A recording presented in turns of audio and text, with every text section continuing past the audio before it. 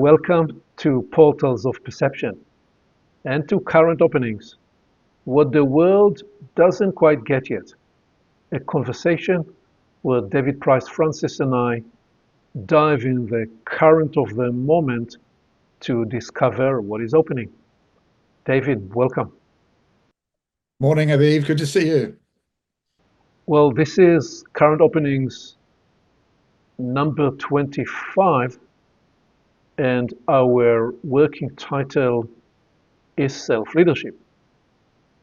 And the curious backstory as to how this has emerged, ever since we embarked on this curious challenge of validating knowledge and framed the validation problem, and then articulated and mapped an integrated fivefold validation system of life, in which pathway number one was creational logic, where we said when you study and align and attune your life to creational logic, it will deliver profound yield, and that will be an important validation factor. We then realized we wanted to embark on a journey, do a series of episodes into creational logic, really build that body of work. What happened since we've made that decision, that one domain after another present themselves as, oh, well, before you embark on creational logic, you're going to come and visit with me. So we, over the last few months, it feels as though we are courting creational logic.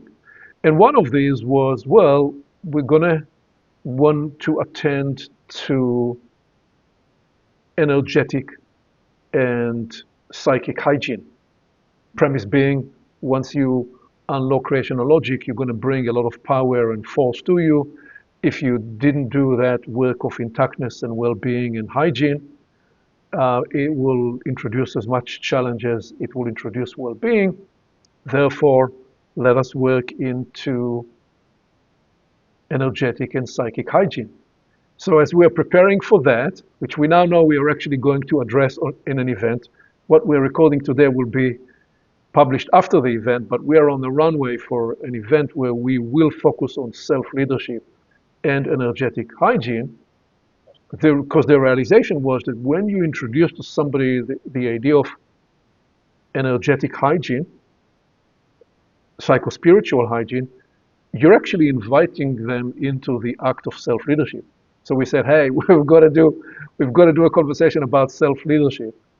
So that's the curious unfolding of how this process seemed to have a life of its own. Current openings, the current is guiding us where it needs to go, and it has its own emergent discovery and realization. And so today we are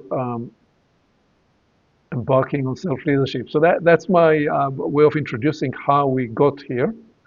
What would you want to offer before I do my ritual of bringing up some scaffolds on slides so we can then free range all over the place?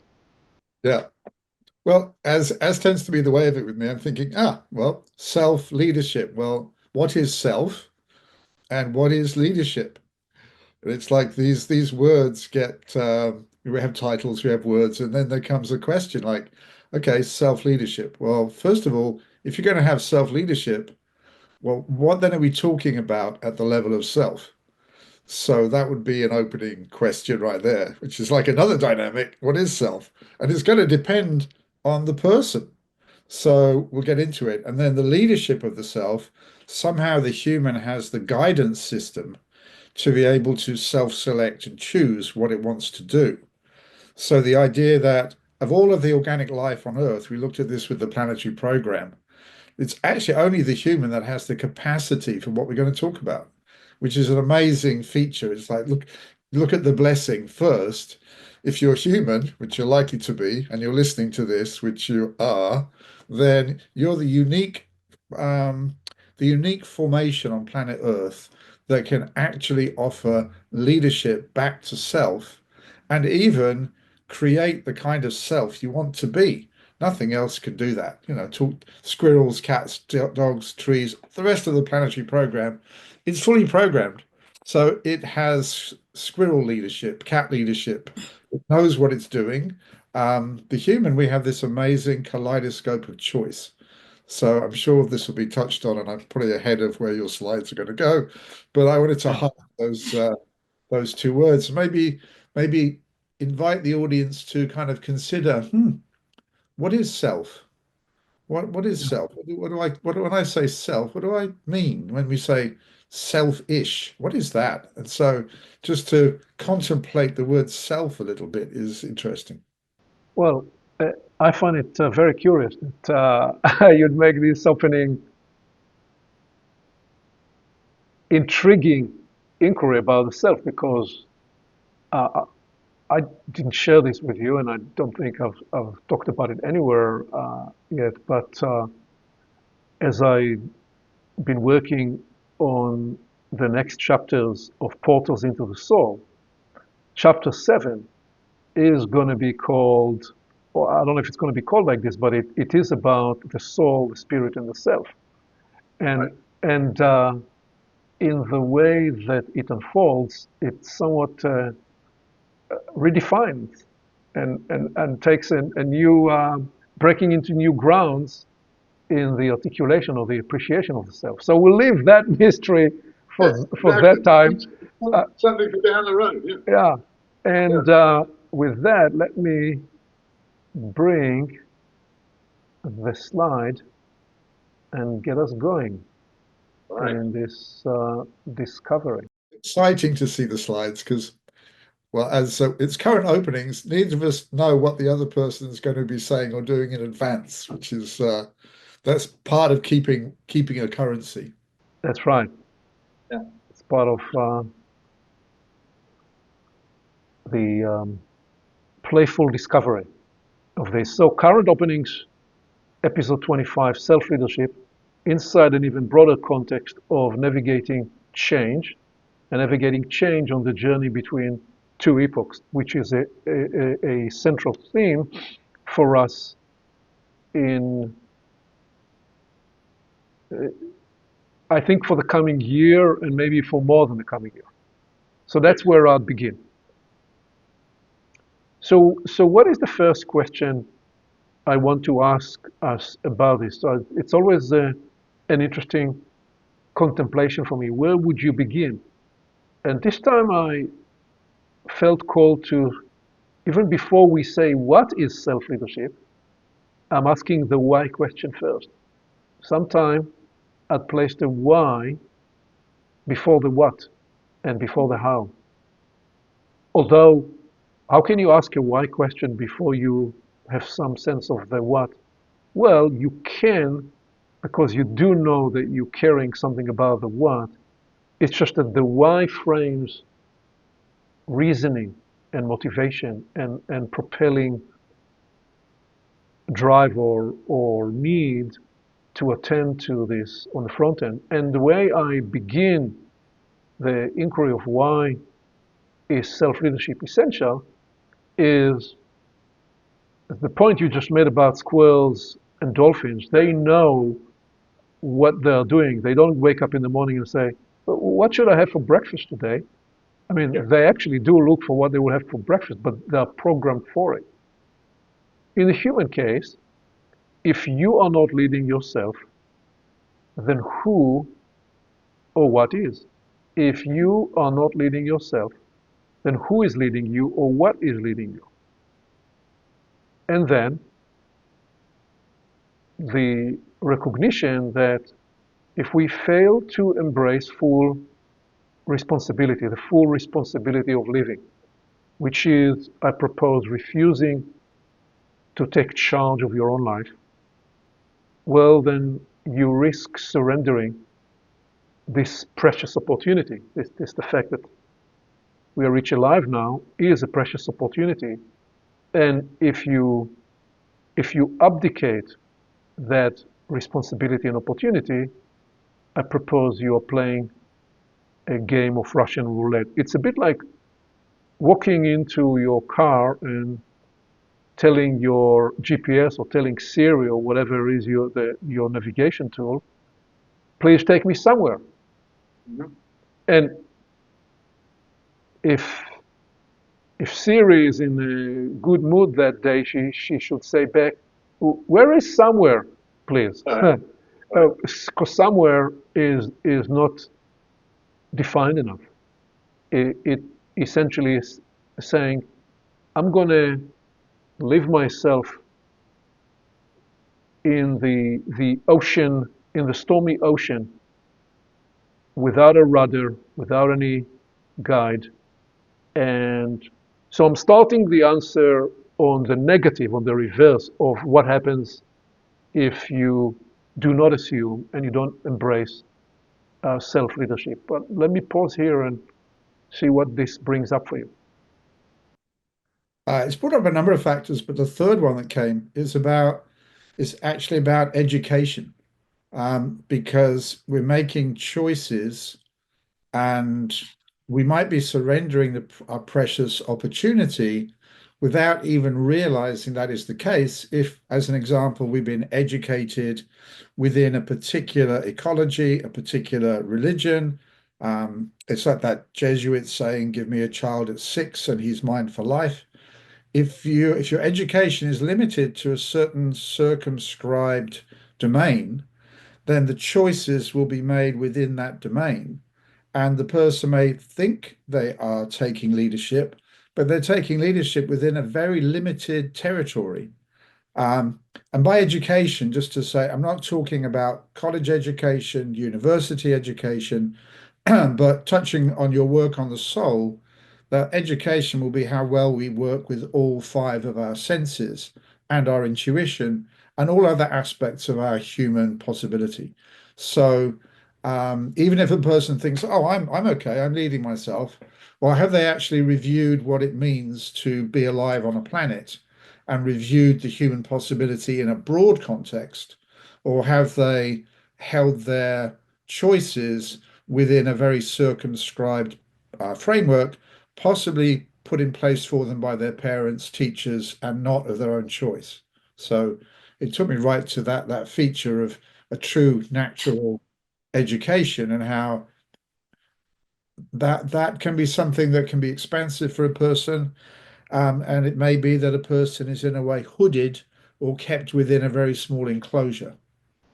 Indeed, and then and to couple this awareness you're offering about limiting the range of your human options because of what you've been educated or indoctrinated into, couple with that the interior awareness that you are not one thing.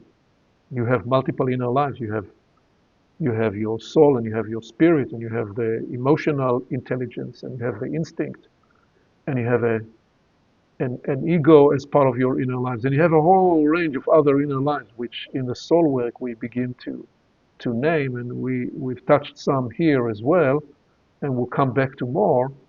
And what happens is if you do not offer a chosen direction, they don't know what you want.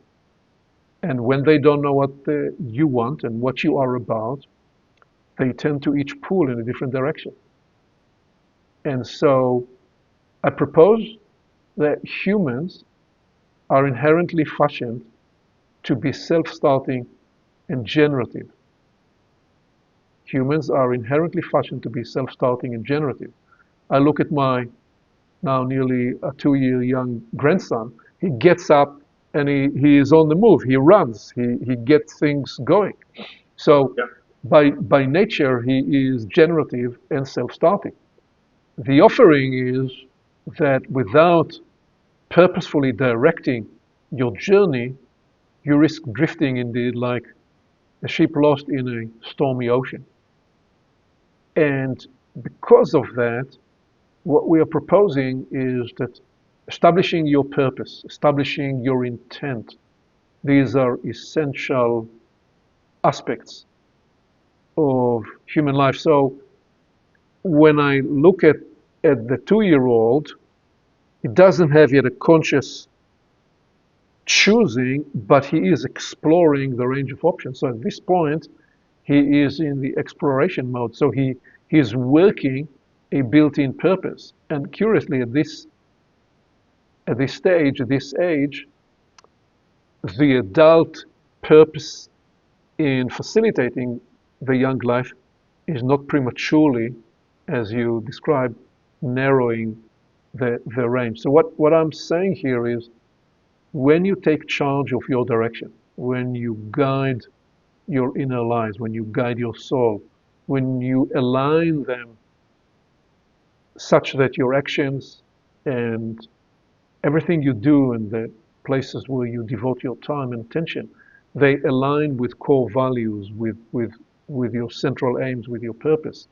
When you do that, you offer direction to the full orchestra that you are, the full symphonic orchestra. Without this self-guidance, we lack the roadmap needed to navigate, and that becomes especially an issue right now in these times of change. If you lived in the 8th century, well, and you were born to a mason, you're likely going to be a mason too, building the next layer of the cathedral. The range of choices was limited. But as we are journeying from one epoch to the next, navigating through this complex terrain, self-leadership, I propose, is essential. What would you what would you build on that? Curiously enough, I would highlight the glory of being lost. Okay. Why would I say that? Because say a person has been living within a framework that has been given to them by parents, by teachers, they've lived within a certain framework in their life, and then they start to feel that does not satisfy, it doesn't fulfill. There's something missing, there's something not quite there. And they start to feel a little bit lost, maybe even a little bit sort of like, where's my life going? What's it all for? What's it all about? And curiously enough, and this partly is if there's anyone on the in the audience listening to this, that feeling lost, it can be very much the prelude to moving into a new octave, as we've spoken about before. So um, there's self-leadership within domains that have been given to us by others, as you said, if you're not leading yourself, who or what is? And the realization that, oh, I don't think I actually chose this from my own self-choice, but only from the range of options I was given. Oh, then what am I? Who am I? What am I doing? And there is a certain feeling of lostness there, almost like going into a depressurization chamber, like you're going from the water into the submarine, or and vice versa. You have to go through a depressurization. So we're changing octave from one level to another, and there's a feeling of lost that can often happen in between. And to realize not to be alarmed by that, that's a natural phenomena. And so there is actually um, the glory of being lost. Not to stay there, you don't want to stay lost for the rest of your life, that's not what I'm saying. But it offers a chance to take up a new kind of leadership. And I think in the journey between epochs, that state is something more people are likely to encounter. And it's not a bad thing. It's a potentially a chance to reposition, reevaluate, and move into a different octave. So I thought to highlight that aspect. Yeah, it truly is an important one and a potent one. What are the words of the song? I was lost and now I'm found. Ah, Lost and now found. That's yeah, right. That's and right. uh, I'd actually even ratchet up what you offered here to, I'm going to think about this out loud. Would it be correct to say that unless we've experienced time and again the sense of lost, of being lost, the sense of lostness in the way you're describing it, we've probably never been initiated into self-leadership. In other words, there is an aspect of self-leadership that is initiated through that because we are describing in the idea of self-leadership, leadership from the inside out, rather than following a written textbook. And in that sense, The experience of being lost, as you describe it, serves as an initiatory crucible for the awakening. Even that feeling, instinct sense of I'm lost and now I'm on alert because I'm searching. So could it be that what you're describing as sense of being lost, sometimes sense of being confused or bewildered or overwhelmed, all those are different facets of what will sometimes serve as an awakening to discover self-leadership. Which brings me to the next question, which is, okay, so what is, we dealt here a little bit with why self-leadership is essential. And let's explore what is self-leadership. And let us bring 5 different elements of self-leadership.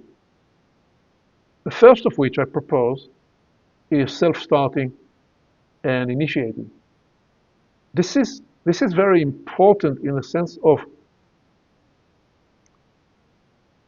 I'm describing here, I'm trying to access and sense in this formulation of self-starting and self-initiating the a sense that the get up and go drive at the very foundation of life. That even when you are struggling, when you listen to testimonies of people who've gone through enormous struggle, they describe that all you have left for you when you're on the ground is get up and make first step and then make another step. So that's the self-starting, self-initiating. But it doesn't end there, it begins there and it continues to so much more. So what we're describing in the self-starting is the awakening and the accessing of generativity, the generative will, and the ability to spark initiative and action. So I'm offering that as the first element. Let me bring the second element and then let you play jazz with those first two. So self-starting and self-initiating, and now self-regulating and self-balancing, which is where we will build some of the work on energetic and psycho-spiritual hygiene. That's going to be important. What is it we're describing with a sense of regulating and balancing yourself? Well, it's the awareness that life is not what happens to me. Life is what I do with what happens to me. I may be knocked down time and again. I may feel high one day and low another day. And actually, leading myself through the roller coaster of living requires me, if I'm going to be functional, if I'm going to be effective, if I'm going to be of any use for other people, then there is going to be an element of I have to regulate myself and I have to balance myself inside this process. And so what I suggested here is that that's about cultivating self-awareness and taking responsibility for the inner process and inner state. I am not my feelings. I don't want to suppress when I feel a tinge of grief or sadness, but I don't want to lock myself in the idea that I am my feelings. I don't want to identify with my feelings. I have the capacity to regulate and to balance and to shift my inner state. I can lead my process. And that is, I propose, an important aspect of self-leadership. What comes alive for you when you reflect on these first two elements that I'm proposing here?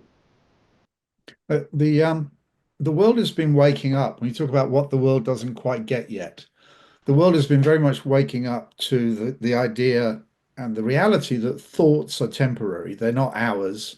They come through and they move through, and we may be thinking one thing in the morning and thinking something quite different even 10 minutes later.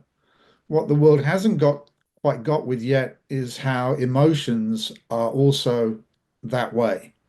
That feelings they have with them a feeling often of permanency, like, oh, this will never pass. But actually, they're like clouds in the sky. They pass, they just take longer to pass than thoughts. So, in terms of self-awareness, the knowledge to acknowledge one's feelings, that is, let's stay with this idea of being lost, to acknowledge the reality of, oh, I feel lost. The world steps in and says, well, you shouldn't feel that. You're meant to know what you're doing. You're meant to be capable. You're meant to be composed. You're meant to be having a plaque on the door that tells people exactly who you are and what you are doing. And so that leads to pretense, which is a very interesting word because it's talking about being tense in advance. It's pretense. It means you're living in a constant state of tension because the outer act, the outer portrayal doesn't match the inside. So therefore, the person becomes more and more engaged in what could be called Vanity Fair, pretending to be a certain way while feeling quite different on the inside. And so what I get with these first two is authenticity, the road toward authenticity, starting from where you actually are. Like you said in the first slide, the what, sorry, the why. It's actually in starting where you are.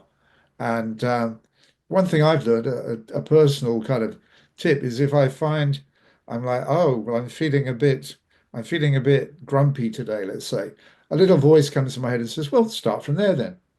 Oh, I'm feeling this way today. Well, start from there then. It's like you have to start from where you actually are, and then you can take up some self-leadership.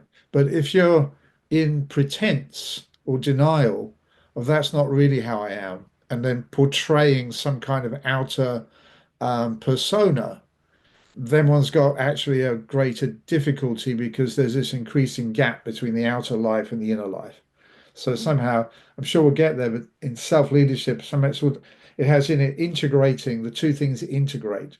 So the outer reflects the inner. And that's only possible, as you said there, cultivating self-awareness and taking responsibility to the inner process and state, and not living for some outer portrayal as a first principle.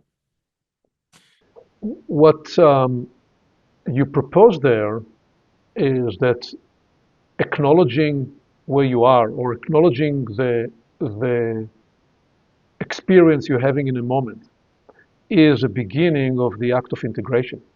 That becomes even more potent when we bring into it the recognition that we are indeed not just one single voice, but made of many parts. And maybe there is the part that felt that it didn't get attention, and it now wakes up and will make us feel grumpy or miserable or something. And perhaps what it needs is turning to that part and seeing what that part needs. Whatever that part, it may be part in your biographical journey, or it may be an emotional or psychological or any other configuration or of part of the cosmology of who and what you are that needs something from you or needs something from the environment. And what you are suggesting is that part of the practice of cultivating awareness involves acknowledging. And when we acknowledge, we begin to integrate. And when we acknowledge and integrate, we are actually already are in the process of regulating and balancing and bringing the orchestra that we are into greater harmony, which leads us to what I'm proposing as a third element of self-leadership, self-aligning and self-directing. So, well, that's a big one and an important one because that's where we started with if you don't set a direction, then what is it you're directed by? Are you directed by what your parents told you was important, by what another person of authority told you that you should do? And those may be legitimate point of views, But how do you find what you feel? How do you find what you believe the case for you to be? Not easy to know, because how do you differentiate between the different voices? And when you talk about the journey for towards authenticity, how do you even place those different inner voices inside a framework that you could trust would lead you to something that you could recognize as perennially true?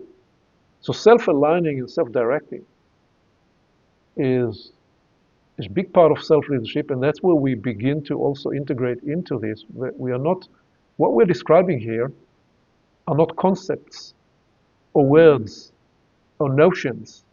We're really talking about this, as I will later, because where this today will land is in the exoteric, mesoteric, and esoteric point of view of self-leadership. And when we will get to the mesoteric and the esoteric, we will bring into it the awareness that we're not talking about concepts or destinations, self-leadership in terms of a destination on the map, period. We're describing inner formations, inner configurations. We're describing different energetic qualities. It's like you said on one of the first current openings conversations, you said, well, where do you want to go today? Do you want to go today to the bar, or do you want to go and play the slot machine game today, or do you want to go to the church or the natural church, where the place you go to, the place you choose to go to, will each represent different energetic quality, different ecology for you, and will offer you a different energetic food. So what I'm beginning to propose here is that the sense of self-aligning and self-directing, again, when you talk about the squirrel and the tiger, well, they are directed to find their next meal. When we talk about the human, we're really talking about recognizing that as you embrace the responsibility to become the conductor of your orchestra, it also means you are conducting and aligning and directing the not just the destination outside of you, but what it is that you are inviting to bring to your life. What would you offer, David, to this idea of self-aligning and self-directing? Focusing on the idea of becoming a conductor, being as we're current openings.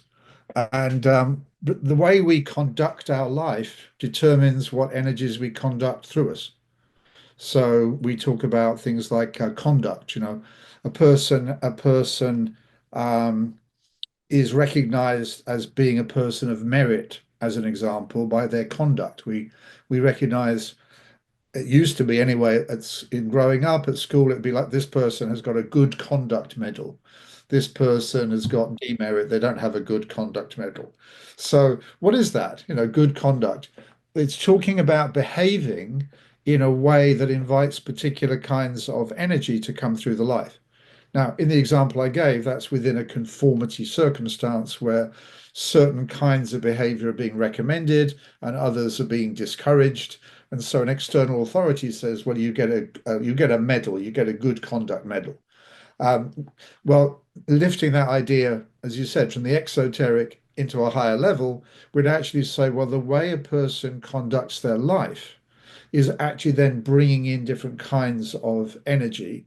And those energies then cause them to become a certain character. It creates their character. So we're looking at self-leadership in the self-aligning and directing as painting your own portrait in a way, creating your own character. Not becoming what life has turned you out to be, but actually taking charge and creating the life you want, which is a different, as they say in England, that's a different kettle of fish. Yeah, yeah. Well, once again, very beautiful because you actually started to frame what I'm going to bring as the fourth element, but you gave me an opportunity which I'm not going to miss because when we will, in just a bit, get to the exoteric, mesoteric, and esoteric, and we will talk through that reversal shift that occurs from mesoteric to esoteric, it's about what you already just now framed, which is initially leadership is about where you go.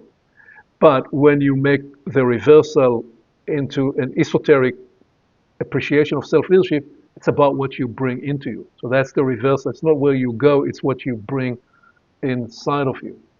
That would be part of the shift. So, but you started to describe here the sense of you are the author of your own portrait, which brings me to self-authoring and self-fashioning. Yep. And that is truly the mark of self-leadership in the sense that it's the moment by moment life authoring decisions we make. As an example, to make it concrete, when we choose to forego bitterness, something happened, someone treated us badly, and we have all the objective reasons to be bitter.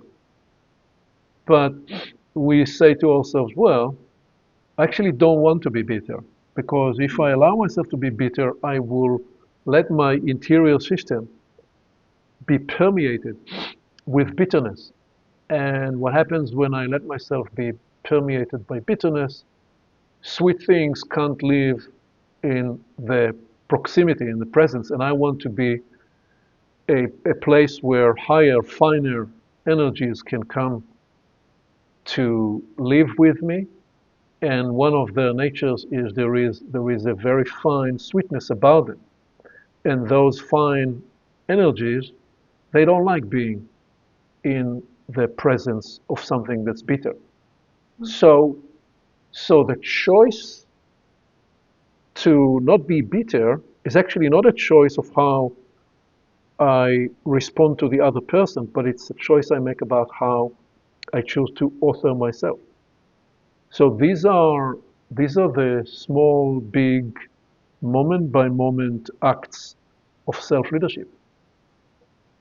When I choose gratitude, when I choose generosity, when we work to make those choices, sometimes we won't get there right away. Sometimes I'll struggle and I'll metabolize through pain or whatever it is that's holding me back from reaching for care, for generosity, for gratitude. But when I do, there is a certain interior cleansing that is experienced that's utterly profound. So the invitation here is that this is about authoring your path and authoring the beliefs and the values that you sculpt your inner landscape with. And it's this idea of not just become the change you want to see in the world, to speak to Gandhi's message and admonition, but become the person you look to find as a teacher, as a guide, as a leader.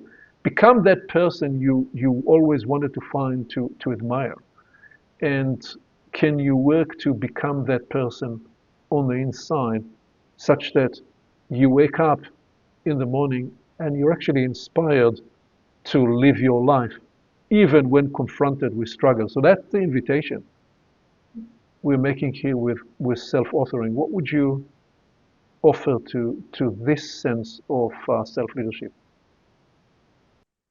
Well, to take Gandhi's saying, become the change you want to see in yourself.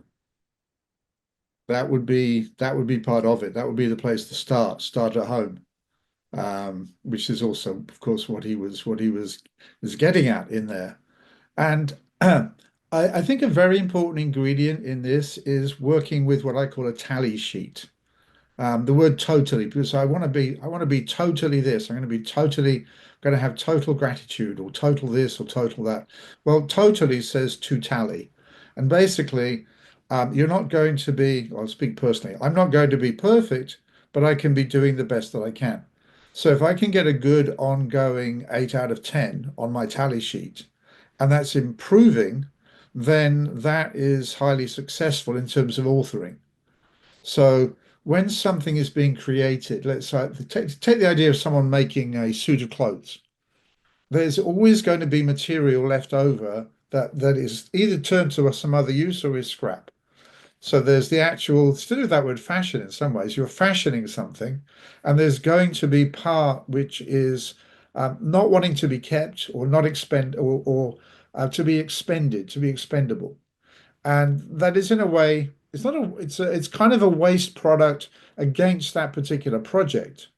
It may then turn out to have another use later. I'm being a little bit complex, but what I'm getting at is is to to be practical about the job and to be looking to get a good 7, 8. Sometimes you'll hit a 9 out of 10.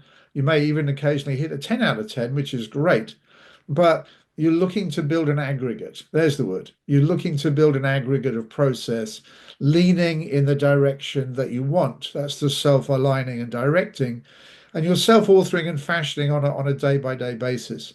So if something comes in and you catch it and you find yourself singing a song, let's say, that you did not initiate, you picked it up off the radio, you don't stop your life and go, oh, I totally didn't self-author, so I have to go on retreat now for the next week because I didn't decide to sing that song. It came in from the outside. You're not going to make much progress. So I'm kind of looking at the reality of living. It's more like tending a garden where you're working at it on a daily basis rather than trying to build a structure that's just there and permanent. It's an organic process in which you're working at it hour by hour, really. Indeed. Yeah, so this last thing you're suggesting is self-authoring is very much like tending to your garden and sculpting the landscape around you. And there is about it also a sense of defiance. Defiance in the sense that, as you said, the Jesuit perspective of give me a child at 6 and I'll have that child for life. Right. So we've each been conditioned in some circumstance. And what we are proposing is that self-leadership is rising up Yeah. to the responsibility of living and taking charge that I may have been conditioned in any number of ways. I can now reason and choose to myself, for myself, how will I condition the rest of my journey? Just authoring is a higher idea than conditioning because it it leaves you in not as a robot that has been programmed, but as a work in progress. You're forever writing your unfolding story rather than it ended. So now we come to the fifth element, and as we know in any five, the fifth is not a direct continuation of the first four. It introduces a new dimension. So you do the self-starting and initiating, and and then you recognize that you need to do some regulation and balancing work, which affords you the freedom and the capacity to self-align and direct. And when you do that work, you do the self-authoring and fashioning so that you can become an agentic, sovereign player in the universe. And what that means is you have created, as a result of your self-leadership, a degree of freedom that you can now be. It's a curious combination of ideas. You're an agentic sovereign player. You become so attractive for certain possibilities and domains that they will come to work through you. If it's music, well, maybe new music will want to play through you. If it's healing, well, perhaps you will become a catalyst, a conduit for new healing modalities. If you are in the in the exploration of new perceptions and knowledge, well, perhaps you have done the initiatory, regulating, aligning, and authoring work to then become a player in the realms of perceptions where new knowledge will come to you because you seem to be doing something about that new knowledge and perception in terms of formulating it and offering it to others. So I describe that process as becoming a fit for purpose player, where life and the universe regeneratively express themselves. So you become a tool, you become an instrument for the expression of those things you care about, and because you've done and integrated those dimensions, they play they can play through you. Now again, as you said, it's a work in progress. You don't get there to 10 out of 10 right away. This, however, is what I'm proposing as a way of answering what is self-leadership. Well, it's a life that has a, first of all, is in touch with the willpower to get up and go, a life that is prepared to embrace the responsibility that I am managing my interior states. I'm not a subject to life. I can regulate and then I can direct and align myself all the way to I have the capacity to author what is important, where I choose to give credence, where I put my priorities, where I embrace the sense of value. And when I do so, I can become a player on the stage of life. What would you offer, David, into this fifth element or the combination of the five?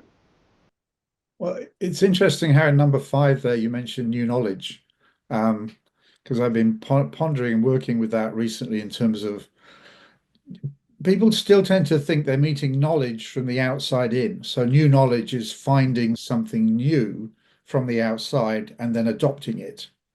But what you're getting at here is something at a much higher octave, is what I'm getting, which is a new energy actually comes through the person. And they, because of that new energy, they then able to offer new knowledge, which is different than it coming from the outside in. It's actually coming in and being expressed from the inside out, and that's offering something new, a new frequency, I think of it that way because of energetics, into the human situation. And I'm very caught how you use the word player there, because I'm looking at agentic sovereign player. And because I work a lot with language, I'm going, oh, that's interesting. The person's no longer doing a replay, which all you're doing is taking the ER and sticking it at the beginning.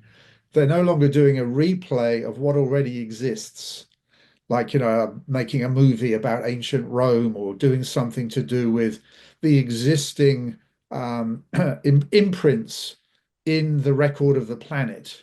They're no longer replaying what other people have done, but they're actually bringing in a new signal and being able to express themselves from there. So it goes from replay to player, and they become a player in the context of the planetary time we're in. And one more point on that, which really caught me, which is the person's recreating the context of their life.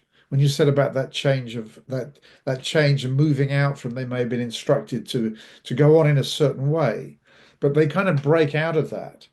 And because we are in this time, which I believe also of the change of octave, we would do well to look at the context of our life within the bigger picture of being in a time of change of octave. If we're going on as if that's not happening, if we're going on as if it's 1892 and we're replaying the way people were then, we're going to find ourselves out of time. We're not going to be in time with the context of what's happening. So there's something about being an agentic sovereign player, means being plugged into what's actually going on. It does mean being with what the world hasn't quite got yet, being in the Yeah. current and the flow of the times. Yeah. Yeah.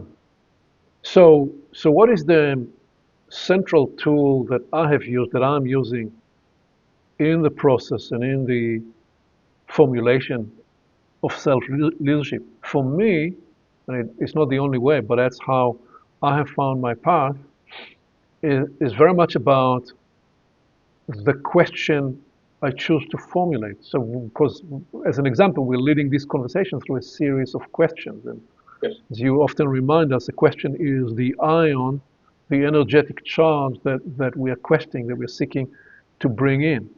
Or I'll ask myself, what is the query that I'm in? What is the inquiry that I'm pursuing? And often when I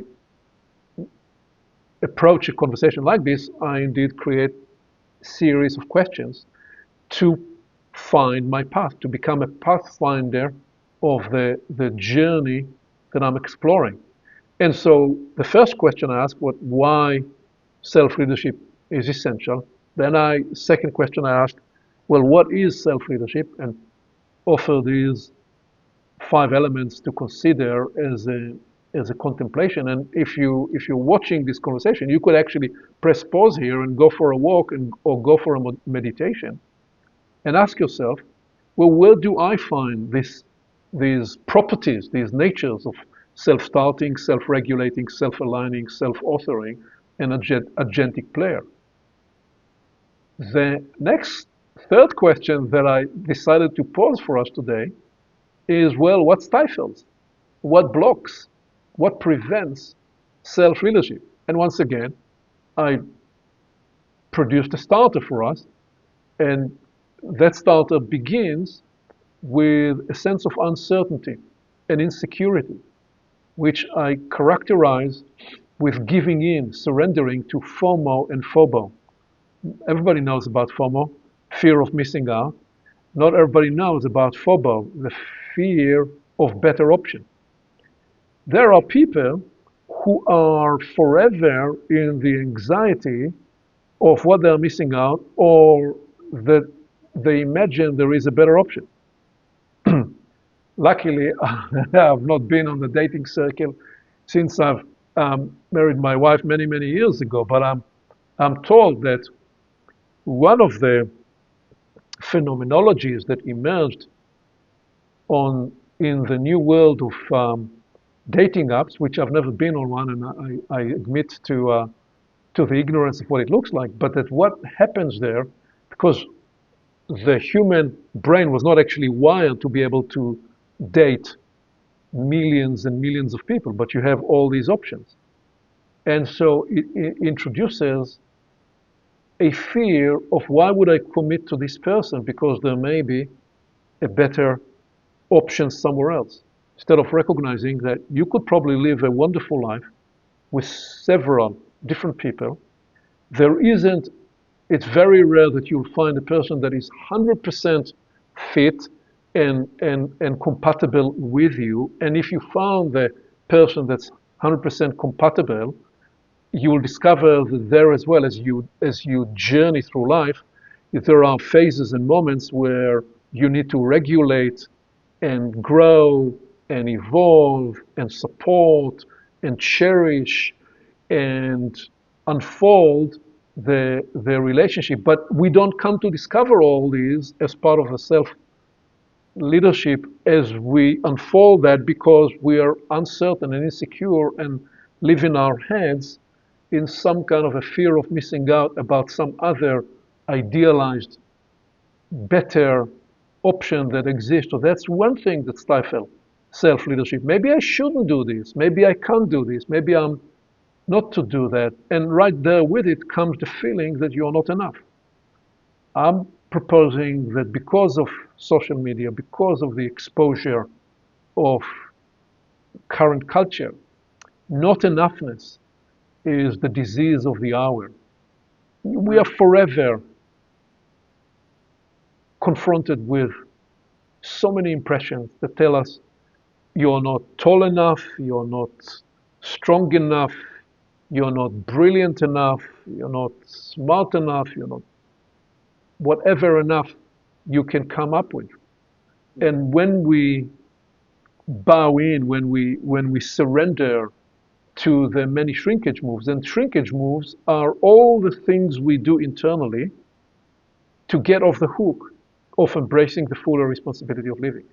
When I say, well, that's not my cup of tea, I just left out of my range of option a whole octave. If I'm no longer going to play on the full octave of the piano, I'm going to leave the high notes or the low notes because let's say the high notes are not my cup of tea, or I'm not good enough in those things. So bowing to those shrinkage moves or comparing myself to David's capacity to play with language.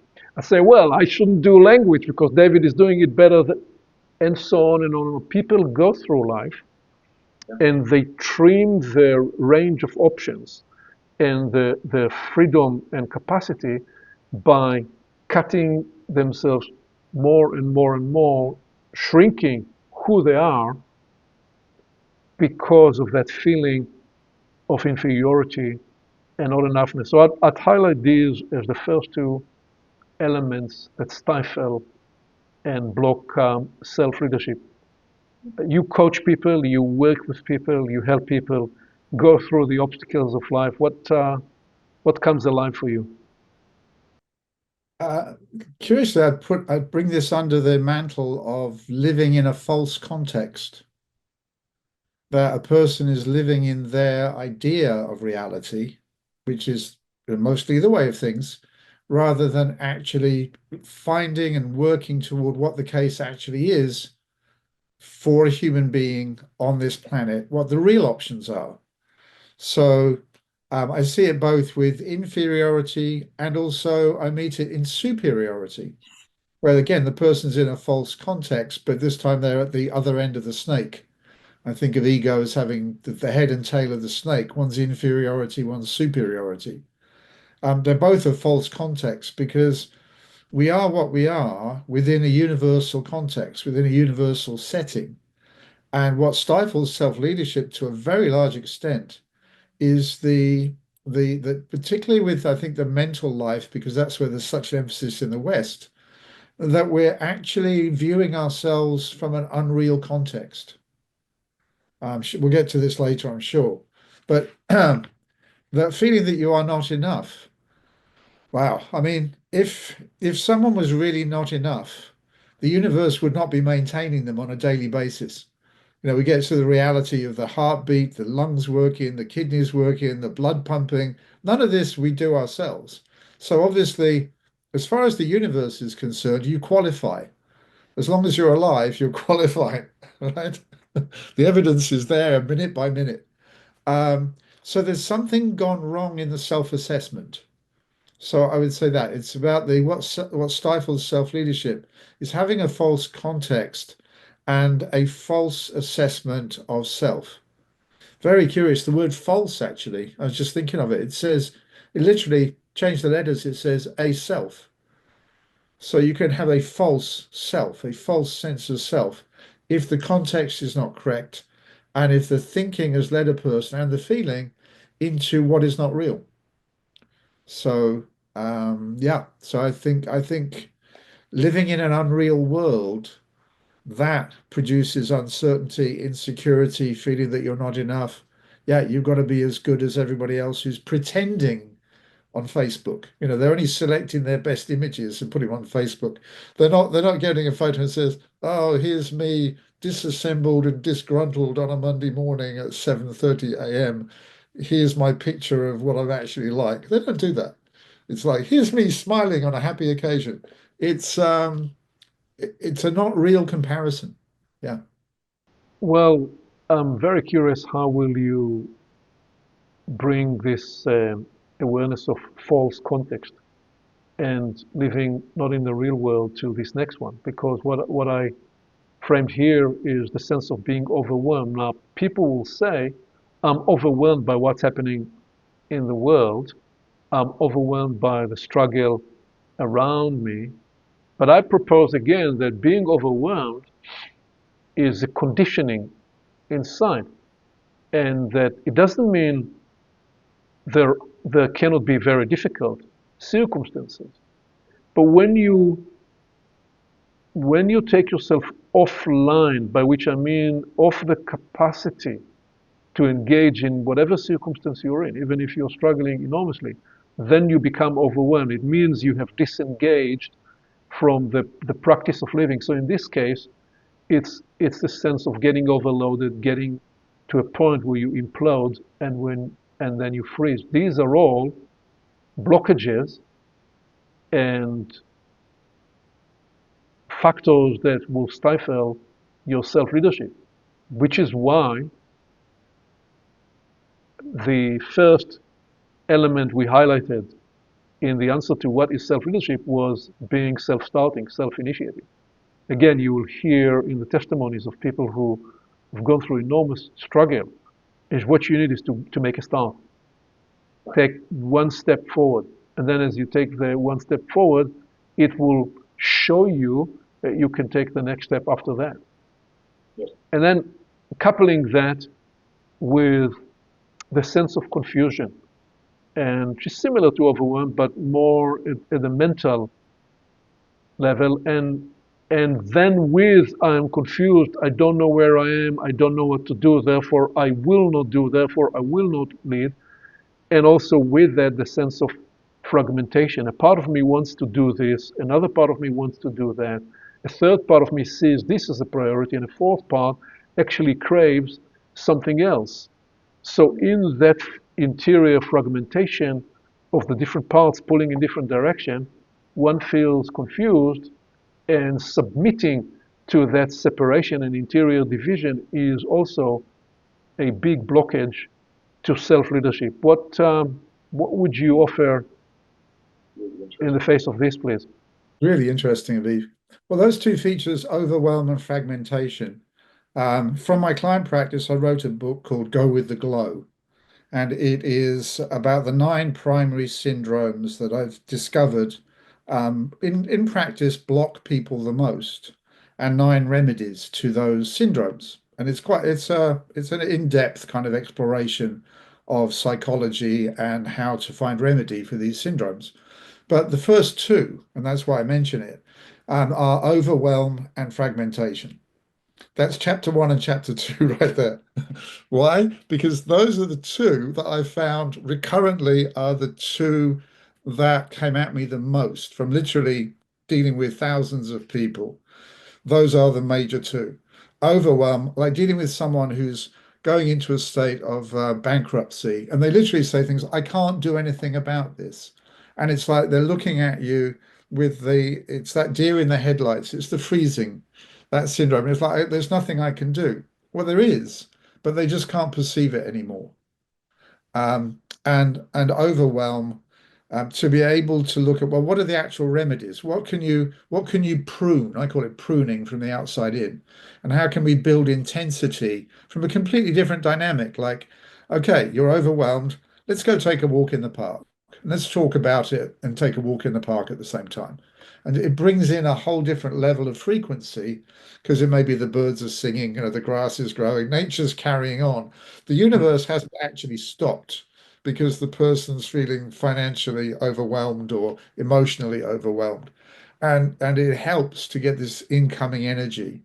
And often the two things relate. The fragmentation brings overwhelm, and the overwhelm brings further fragmentation. And the two things work together in a compound way that then calls for a new energetic frequency to be able to start to make a start, as you said, to make that start, which is where the remedy sits. So it does strike me that from two very different pathways, we both arrive at overwhelm and fragmentation as two key ingredients to what stifles not only self-leadership, but what stifles a person's life and then the leadership they're able to take in their life. Indeed. And so as the fifth element here, I added what I'm describing as the great displacement, which is the disease of the hour, caving into distancing, displacement. It's the self-leadership, you said, begins with the inquiry of what is the self.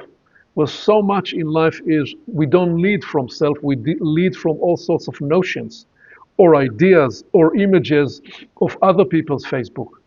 I, it's the law of the tree. The tree grows from its own roots. You never see a tree in the forest saying, "Oh, I covet this other tree because it has a better place in the canopy of the forest. It gets more sun exposure." No, it grows from its roots, and if it sees that the sunlight comes from a certain direction, it'll try to grow in that direction. But we humans, we've been separated often from our roots and from what offers us nourishment, and therefore we find ourselves trying to lead from a displaced place where we are weak because we're not sourced with our natural power. And so what I added here as the sixth factor is in many ways the summation of these five, which is all these, what do they do? Well, they deplete and they exhaust our two great powers of life, the affirming and the denying powers, your yes and your no powers. Essentially, I'm saying here that when we talk about self-leadership, the way we lead is we lead by those things we say yes to, but even more importantly, when you say yes to one thing, you said no to 19 other things. And one of the major problems, why 19 and not 119? One of the problems in modern living and now postmodern living, as we approach soon the third decade even of the 21st century, is we are bombarded by so much that we need to say no to, which that is ancillary, is not important. And so the angel, the interior angel of negation and denial is exhausted.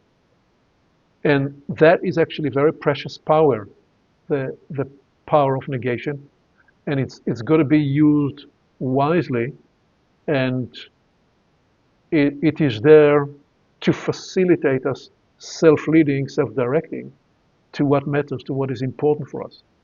So when you describe the condition of a person saying, there is nothing I can do, what you're describing, they lost the willpower, or at least are not in touch with the willpower, they are displaced from that.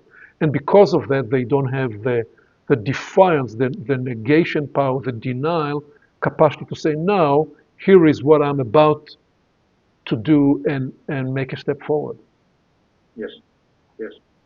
Please, what would you offer in conclusion to the much that stifles self-leadership? Well, something I've said to many clients in the years is your willpower depends on your won't power. Your willpower depends on your won't power. So what you will do is going to be so dependent upon what you've decided you will not do. And the two things, just as you say there, affirm and deny, how they relate to each other. So the world's become very keen on what it says yes to, like the law of attraction. But what's forgotten is when the law of attraction first appeared back in the 1920s, it was accompanied by the law of repulsion. But the law of repulsion's got put to one side, like, oh, no, that's not popular. And they just stick with this law of attraction, but it's the balance of the two to be able to go forward. And I think that's a crucial thing. And one example about the distancing displacement, and I saw this growing up in Britain, is the idea of becoming a royal person. Well, the majority of people exclude themselves from that because they say, oh no, there's a royal family. They're the royal people. We're the plebs. Or if we're close in, we're the aristocrats, whatever. But there's this system. And what happens is, by comparison, royalty is seen to be by bloodline a certain descendants of certain people. And then everybody else has to live within a different context. Well, I like to break that context open in as much as any human can become royal according to how they author their portrait. And so part of what stifles self-leadership is exclusion by by comparison, just like you were saying.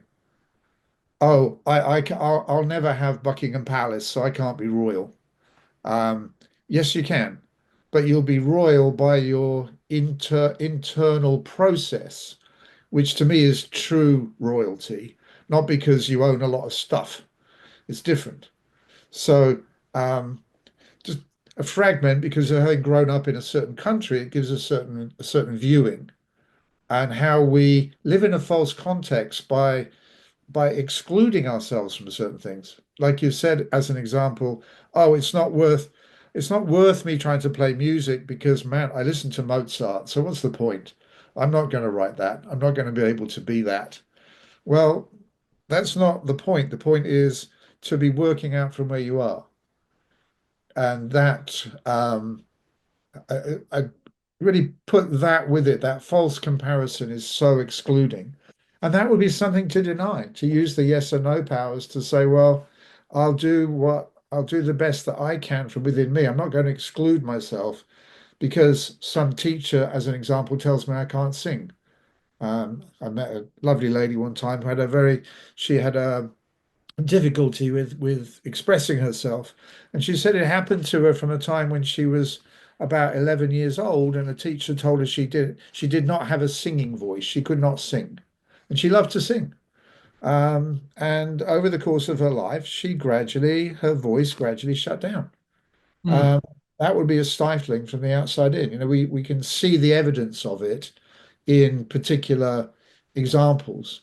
And she at that time didn't have the ability to push back and refute the teacher because the teacher was in the position of authority. So it's not to become a rebel for the sake of being a rebel. That's not it. That's just the other side of the same coin.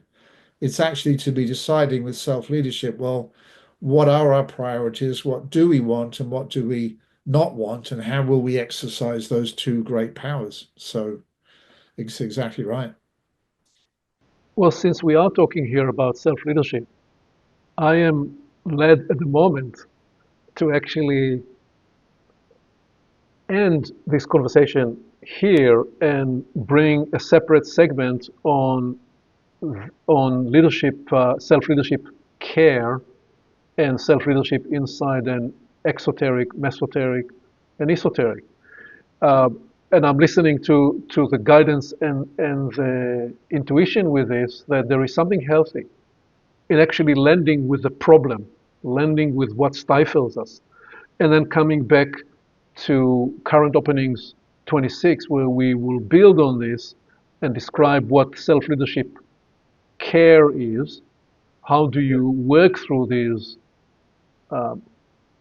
obstacles that stifle self-leadership and frame self-leadership inside the context of exoteric, mesoteric, and esoteric perspective. So how about if we linger here, we actually land with that and invite people that joined us for the journey to recognize that the reason this inserted itself into the current openings series is a sense, is an intuition to want to empower and encourage and fortify everyone really to take the fuller responsibility of living and to confront all that stifles you from the larger, greater freedom that you can access, which is what we are about to describe more of in the next episode. So David, as always, thank you for playing the current openings jazz with me. I'm looking forward to seeing you on the next episode. Thank you. Thank you, Aviv. I think that's a good call. Let's hold with the problem and come back into the solution, or multiple solutions, probably. Indeed.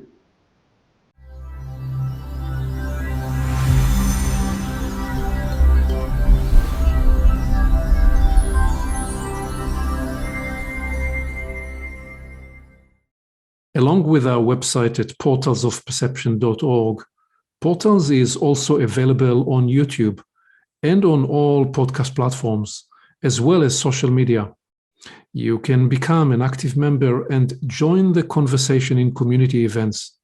And you can help us get the word out by liking this content and by sharing it with your friends.